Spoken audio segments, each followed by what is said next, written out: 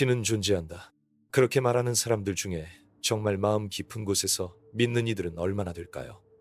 가끔은 그 말이 의심스러워지기도 합니다. 왜냐하면 신을 믿는다고 하면서도 행동은 전혀 그렇지 않은 사람들이 있으니까요. 오늘 이야기하려는 주제는 바로 그런 신앙의 가면을 쓰고 있지만 사실은 우리에게 가장 위험할 수 있는 사람들에 관한 것입니다. 그들은 자기 자신만을 신봉하는 나르시시스트들입니다. 서울 강남의 한 카페에서 일어난 이야기를 하나 들려드릴게요. 2023년 봄, 유나라는 29세 디자이너가 있었습니다. 그녀는 종종 명동 성당 근처를 지나다니면서 그곳에서 만나는 몇몇 사람들을 신기하게 바라봤습니다. 모두가 예배를 드리러 온 것 같았지만 유나가 관찰한 어떤 이들은 진정한 믿음보다는 신앙의 외형을 크게 강조하고 있었습니다. 예를 들면 큰 소리로 기도를 외치거나 항상 정갈한 옷차림으로 다니며 나도 신자다라는 인상을 주려고 애쓰는 사람들이 있었죠. 유나는 어느 날 우연히 그중 한 명과 대화를 나누게 됐습니다. 처음엔 따뜻하고 친절해 보였던 그 사람이 알고 보니 자기 자랑을 멈추지 않는 데다 타인을 깎아내리는 태도를 숨기지 않았습니다. 심지어 자신의 행위가 신앙적이라고 주장하면서도 주변 사람들을 조종하고 통제하려 했죠. 유나는 충격을 받았습니다. 어떻게 신을 믿는 사람이 이런 행동을 할 수 있지? 라고 말이에요. 이런 경험은 사실 흔합니다. 우리가 신앙인이라고 믿는 사람들이 반드시 영적으로 건강하거나 진실하다고 볼 수 없는 이유죠. 여기서 중요한 질문이 생깁니다. 왜 어떤 사람들은 신을 내세우면서도 가장 위험한 태도를 보일까요? 그리고 이런 모습 뒤에 숨은 심리적 기제가 무엇인지 이해하면 우리 자신도 보호할 수 있습니다. 먼저 나르시시즘이라는 개념부터 살펴볼 필요가 있습니다. 나르시시즘은 자기 자신에 대한 과도한 사랑과 자기 중심적인 태도를 의미하지만 단순히 자기애라고 하면 오해하기 쉽습니다. 겉으로 보기에는 자신감 넘치고 매력적으로 보일 수도 있지만 내면에는 불안과 결핍이 숨어 있습니다. 이런 사람들은 남들이 자신을 어떻게 보는지에 극도로 집착하며 자신의 이미지를 위해서라면 진실도 왜곡할 준비가 되어 있죠. 한국 사회에서도 자주 목격되는 모습입니다. 예를 들어 직장이나 모임에서 늘 자신의 업적만 강조하고 타인의 기여를 무시하는 동료들이 있잖아요. 그런데 이들 중 일부는 종교 활동에도 적극적입니다. 그러면서 자신을 거룩하거나 특별한 존재로 포장하려 합니다. 물론 모두 다 그런 건 아니지만 이런 경향성이 강한 사람들은 결국 공동체 안에서 갈등과 불안을 일으킬 가능성이 큽니다. 그렇다면 왜 이런 나르시시스트들이 신앙을 앞세우는 걸까요? C.S. 루이스가 순전한 기독교에서 지적했듯이 진정한 신앙은 겸손과 사랑에 기반합니다. 반대로 자기중심적인 사람들에게 신앙은 자신의 욕망과 이미지 관리에 이용되는 도구일 뿐입니다. 마치 거울 앞에서만 빛나는 가짜 보석처럼 말이에요. 유나의 이야기를 다시 떠올려 봅시다. 그녀가 만난 그 사람이 바로 그런 유형이었고 결국 공동체 안에서 다른 이들의 상처와 혼란을 야기했습니다. 문제는 이런 유형의 사람들이 스스로 문제라는 걸 인정하지 않는다는 점입니다. 늘 피해자인 척하며 주변 탓만하고 비판받으면 공격적으로 변합니다. 여기서 잠깐 멈춰서 생각해 봅시다. 혹시 우리 주변에도 이런 사람이 있을까요? 아니면 우리 안에도 그런 면모가 살짝 숨어 있는 건 아닐까요? C.S. 루이스 역시 인간 내면의 어두운 부분을 부정하지 말라고 충고합니다. 오히려 인정하고 직면해야 변화가 시작된다고 했죠. 그래서 첫 번째로 제안하고 싶은 것은 솔직한 자기 관찰입니다. 일기를 써보세요. 하루 동안 내가 얼마나 자기중심적으로 행동했나를 적어보는 겁니다. 예를 들어 친구와 대화할 때 내가 얼마나 상대방 이야기에 귀 기울였나, 혹은 내 욕구를 위해 상대방을 이용하지 않았나 돌아보는 거죠. 유나도 그렇게 했습니다. 처음엔 불편했지만 조금씩 자신 안에 숨겨진 나르시스틱한 부분을 발견했고 이를 인정하는 과정 자체가 치유로 이어졌습니다. 또 하나 도움이 되는 방법은 주변 사람들의 피드백을 구하는 겁니다. 가까운 친구나 가족에게 내게 부족한 점이나 고칠 부분이 뭐라고 생각하느냐고 조심스럽게 물어보세요. 물론 듣기 싫은 말도 있을 테지만 그것조차 성장의 밑거름이 됩니다. 마지막으로 기억할 점은 진정한 신앙이나 가치관은 가식과 허영 위에 세워질 수 없다는 사실입니다. 루이스가 말하길 참된 믿음은 단단하지만 부드럽고 높은 곳에서도 겸손히 땅을 바라보는 자세라고 했어요. 오늘 이야기 여기까지 듣고 나니 좀 복잡하고 무거운 주제라고 느껴질 수도 있겠네요. 하지만 우리 모두 조금씩이라도 솔직해지고 서로를 이해하려 노력한다면 분명 더 건강한 관계와 공동체를 만들어갈 수 있다고 믿습니다. 댓글로 여러분 생각을 나눠주세요.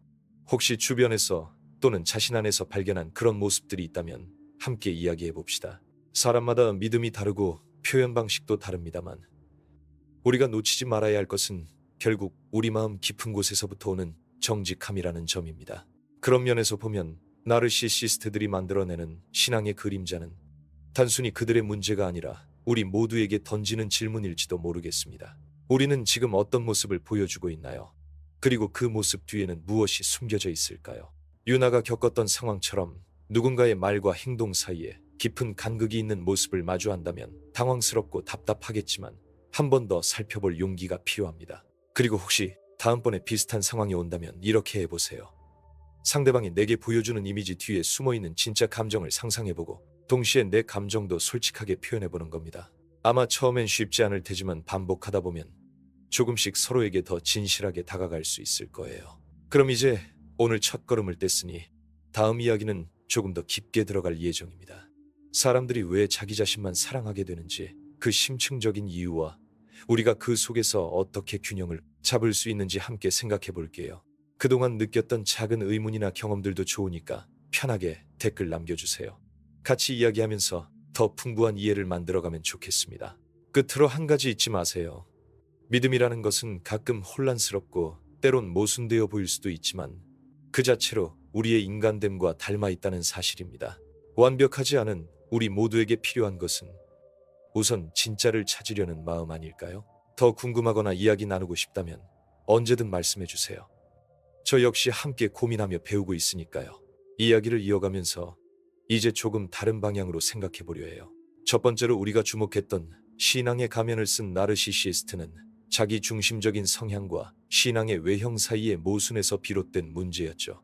하지만 그들이 왜 그렇게 행동하는지 단순한 자기의 이상의 또 다른 심리적 기제가 존재합니다. 두 번째로 다룰 개념은 바로 권력과 인정에 대한 갈망입니다. 권력이라는 단어를 들으면 흔히 정치나 사회적 지위가 떠오르지만 사실 우리 인간 모두는 크고 작은 권력을 갈망합니다. 특히 나르시시스트에게 권력은 자신을 지키고 세상에서 우위를 점하기 위한 중요한 수단이죠. 나는 특별하다는 믿음 뒤에는 나를 무시하거나 비난하는 세상에 대한 두려움이 감춰져 있습니다. 그래서 이들은 종종 타인을 통제하거나 조종함으로써 자신을 보호하려 합니다. 서울 홍대 근처에 사는 42세 윤호 씨를 예로 들어볼게요. 그는 지역교회에서 오랜 시간 신앙 활동을 했는데 겉보기엔 헌신적인 신자였습니다. 그런데 시간이 지날수록 사람들은 윤호 씨가 공동체 내에서 실제로는 영향력을 행사하려 한다고 느꼈습니다. 예배 중에 눈에 띄게 목소리를 높이거나 교회 행사 때 주도권을 잡으려 하는 행동들이었죠. 어느 날 한 청년이 조심스럽게 윤호 씨에게 왜 그렇게 행세하려 하세요? 라고 물었을 때 윤호 씨는 당황하며 오히려 공격적으로 변했습니다. 이 모습은 내가 중심에 있어야 안전하다라는 내면의 불안을 극명하게 보여줍니다. 사실 이런 권력 갈망은 누구에게나 어느 정도 존재하지만 나르시시스트들은 그것이 지나쳐서 관계를 망치기 쉽습니다. 루이스도 인간의 본성을 관찰하며 권력 욕구가 균형을 잃으면 타인을 사랑하기 어려워진다고 했죠. 그렇다면 이런 권력과 인정의 굶주림을 다루기 위해 우리는 무엇을 할 수 있을까요? 첫째로 자신의 감정을 솔직히 들여다보는 연습이 필요합니다. 하루 동안 내가 얼마나 인정받고 싶은 마음 때문에 행동했는지 적어보세요. 예를 들어 누군가에게 칭찬받기 위해 과장된 말을 했거나 내 의견만 고집하지 않았나 돌아보는 겁니다. 또 주변 사람들에게 내가 너무 통제하려 하지는 않았나 라고 물어보는 것도 의미 있어요. 물론 정직한 답변을 듣기 쉽지 않지만 그 자체가 깨달음으로 가는 길입니다. 그리고 한 가지 재미있는 방법은 거울 앞에서 나와 대화하기입니다. 스스로에게 왜 나는 이 순간에 이렇게 강하게 반응하지? 라고 묻고 그 이유를 찾아내보는 거예요. 약간 어색할 수 있지만 의외로 자신의 진짜 감정을 알게 됩니다. 다음으로 이야기할 세 번째 개념은 조금 더 섬세한 부분인데요. 바로 결핍으로 인한 허영입니다. 여기서 말하는 결핍은 단순히 물질적 부족이 아니라 심리적이고 정서적인 빈 공간을 뜻합니다. 명동에서 작은 카페를 운영하는 36세 미영 씨 이야기입니다.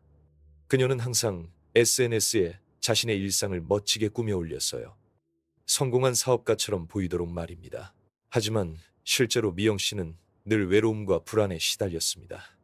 친구들과 만나도 진짜 속마음을 잘 털어놓지 못했고 늘 완벽해 보이고자 애썼죠. 그녀의 모습은 현대사회에서 흔히 볼 수 있는 허영과 결핍의 혼합체였습니다. 특히 코로나 이후 더 많은 사람들이 온라인 세계에서 자신의 가치를 증명하려 하는 경향이 강해졌는데요. 미영 씨도 그런 흐름 속에서 자신만의 완벽한 이미지를 만들고 싶었던 겁니다. 허영은 결국 스스로를 보호하기 위한 방패막 같은 역할을 하지만 동시에 진정한 관계 형성을 막습니다. 루이스가 말하길 진실한 사랑과 신앙은 이런 허영 뒤에 숨지 않는다고 했어요. 그래서 우리가 해야 할 일은 자신의 결핍을 인정하고 받아들이는 용기입니다. 미영 씨처럼 매일 밤 잠들기 전 거울 앞에서 나는 지금 외롭고 불안하다고 조용히 고백해 보세요. 처음엔 어색하고 슬플 수도 있지만 그런 솔직함이야말로 마음의 치유를 시작하게 합니다. 또 다른 연습으로는 가까운 친구나 가족에게 마음속 깊은 고민이나 두려움을 조금씩 나누어 보는 겁니다. 말하는 것만으로도 허영 뒤에 숨겨진 진짜 감정을 꺼내놓아 건강한 소통의 문을 열 수 있습니다. 오늘 여러분과 함께 다룬 두 번째와 세 번째 이야기는 각각 권력에 대한 갈망과 결핍으로 인한 허영이라는 새로운 각도를 보여줬어요. 어쩌면 우리의 주변에도 혹은 우리 자신 안에도 이와 같은 모습들이 섞여 있을지도 모릅니다. 때때로 우리는 완벽해야 한다는 압박감에 시달리고 인정받고 싶어서 애쓰며 실은 깊은 곳에서는 외롭고 불안한 존재라는 사실을 잊곤 합니다. 삶이라는 무대 위에서 누군가는 빛나는 주인공처럼 보이고 싶지만 그 뒤에서는 남몰래 싸우고 있죠. 그런 점에서 보면 나르시시즘이나 허영이라는 것은 단순한 문제가 아니라 우리 모두에게 내재된 인간 본성의 일부일지도 모르겠습니다. 그래서 오늘 제가 제안하는 연습들이 조금이라도 여러분 삶에 도움이 되길 바랍니다. 자신의 감정과 욕구를 숨기지 않고 마주하며 천천히 이해하는 과정 말이에요. 혹시 지금까지 이야기 중에서 공감되는 부분이나 경험담이 있다면 부담 없이 댓글로 남겨주세요. 함께 이야기하면서 더 넓게 바라볼 수 있을 거라 믿어요. 그리고 혹여 아직 잘 와닿지 않는 부분이 있어도 괜찮아요. 이런 주제들은 한번 듣고 끝나는 게 아니라 반복해서 생각하고 경험하면서 점점 내 것이 되는 법이니까요. 마지막으로 잠깐 딴 얘기를 하자면 별거 아니지만 최근에 한강 공원 산책 중 지나가는 사람들이 서로 사진 찍어주는 모습을 보았어요. 그 모습을 보면서 문득 생각했습니다. 결국 사람마다 자기 방식대로 인정받고 싶어하는 마음을 가지고 있다는 걸 새삼 느꼈죠. 물론 모두 건강한 방식이라면 좋겠지만 말이에요. 물론 저도 가끔 인스타 좋아요 수에 집착할 때가 있어서 에휴. 하지만 그걸 넘어서 서로가 서로에게 솔직해지고 진짜 모습을 보여줄 때 비로소 진짜 연결이 시작된다고 믿습니다. 다음 단계에서는 우리가 이 모든 복잡한 인간 심리를 어떻게 균형 잡히게 바라보고 건강하게 성장할 수 있는지 함께 고민해 볼 거예요. 그러니 부담 갖지 말고 천천히 함께 걸어갑시다. 작은 변화라도 모이면 큰 힘이 되니까요. 그럼 이제 마지막 이야기를 시작해 보겠습니다. 우리가 지금까지 다룬 자기중심성, 권력 욕망, 그리고 결핍으로 인한 허영에 이어 이 모든 걸 관통하는 또 하나의 중요한 개념이 있습니다. 바로 진정한 자기 수용입니다. 이 개념은 겉으로 드러나는 화려함이나 외부의 인정이 아니라 자신의 내면 깊은 곳을 있는 그대로 받아들이는 용기를 뜻합니다. 서울 종로구에서 45세의 선생님인 민재 씨를 떠올려 봅시다. 그는 오랫동안 신앙 활동을 해왔고 교회 내에서도 존경받는 위치에 있었습니다. 하지만 민재 씨는 늘 자신에게 엄격했고 실수나 약점을 숨기려 했었습니다. 그런 태도 때문에 주변 사람들은 그의 완벽함에 매료되었지만 정작 민재 씨 본인은 외롭고 지친 상태였죠. 어느 날 그는 자신과의 치열한 싸움 끝에 모든 것을 내려놓고 나를 있는 그대로 받아들이겠다고 결심했습니다. 처음엔 두렵고 어색했지만 조금씩 자신의 약점과 불완전함을 인정하자 오히려 마음이 평온해졌습니다. 그가 교회 모임에서 진솔하게 자신의 고민을 나누었을 때 사람들은 더 깊은 신뢰와 연대를 느꼈죠. 민재 씨의 이야기가 주는 메시지는 명확합니다. 우리는 완벽하지 않고 불완전하며 그 자체로 충분히 가치 있다는 사실을 받아들여야 한다는 것. 루이스가 언급했던 것처럼 참된 사랑은 우리 자신을 포함한 모든 것을 그대로 품는 태도에서 시작됩니다. 이제 실제로 적용할 수 있는 간단한 연습을 소개할게요. 하루 중 잠시 시간을 내어 조용히 앉아 자신에게 이렇게 말해보세요. 나는 지금 이 모습 그대로 괜찮다. 그리고 떠오르는 생각이나 감정을 가만히 바라봅니다. 좋거나 나쁜 평가 없이 오직 수용하는 것이 중요합니다. 또 한 가지 방법은 자신의 실수나 부족함을 일기로 적어보는 겁니다. 그동안 숨기거나 부정했던 부분들을 솔직하게 써내려가면서 점점 그것들과 화해할 수 있습니다. 사실 이 과정이 쉽지 않다는 건 우리 모두 알고 있어요. 사회적으로 완벽함이 강요되는 한국 문화 속에서 약함을 인정한다는 것은 때때로 위험하다고 느껴질 수도 있으니까요. 하지만 민재 씨처럼 스스로를 온전히 품는 연습이 쌓이면 외부의 칭찬이나 인정 없이도 자존감과 평안을 얻을 수 있습니다. 그래서 결국 건강한 신앙과 인간관계가 가능해지는 거죠. 여기서 잠깐 질문 하나 던져볼게요. 우리는 얼마나 자주 자신의 진짜 모습을 숨기며 살아가고 있을까요? 그리고 그 가면을 벗어나 진짜 나와 만나려고 노력하고 있을까요? 아마 대부분의 사람들은 그 질문 앞에서 당황하거나 머뭇거릴 겁니다. 그런데 바로 그 순간이 변화의 출발점입니다. 우리 삶은 영화처럼 극적인 전환점이나 대단한 사건만으로 바뀌지 않습니다. 오히려 작은 순간들 속에서 스스로를 조금씩 이해하고 받아들이는 과정이 쌓여 큰 변화를 만들어내죠. 그리고 이 과정에서 중요한 건 완벽하지 않아도 괜찮다는 태도입니다. 루이스가 이야기하듯 인간은 원래 불완전하고 때론 모순적인 존재니까요. 그러니 스스로에게 너무 엄격하지 말고 오늘 내가 한 작은 용기라도 인정하며 앞으로 나아가 봅시다. 마지막으로 하고 싶은 말은 이것입니다. 우리 각자가 가진 진짜 나는 어떤 모습일까요? 꼭 빛나거나 특별할 필요 없어요. 오히려 꾸밈없이 솔직할 때 가장 아름답고 강력합니다. 그 모습으로 서로를 만나고 이해할 때 비로소 진정한 공동체가 생겨나지 않을까요? 사람들은 종종 신앙이라는 단어를 듣고 거창하거나 멀게 느끼지만 사실 그것은 아주 일상적인 경험과 맞닿아 있습니다. 바로 자기 자신과 세상을 사랑하고 받아들이는 일 말이에요. 오늘 여러분과 함께 나눈 이야기들이 조금이라도 마음속에 남아 작은 변화의 불씨가 되길 바랍니다. 우리 모두 불완전하지만 소중한 존재임을 잊지 말고 가끔은 자신에게 괜찮아라고 속삭여주세요. 그리고 주변 사람들도 그렇게 할 수 있도록 조용히 응원하는 따뜻한 시선도 잊지 말고요. 혹시 이 글을 읽으며 마음에 와닿았던 부분이나 앞으로 시도해보고 싶은 연습이 있다면 댓글로 공유해주세요. 서로의 이야기가 또 다른 위로와 힘이 될 테니까요.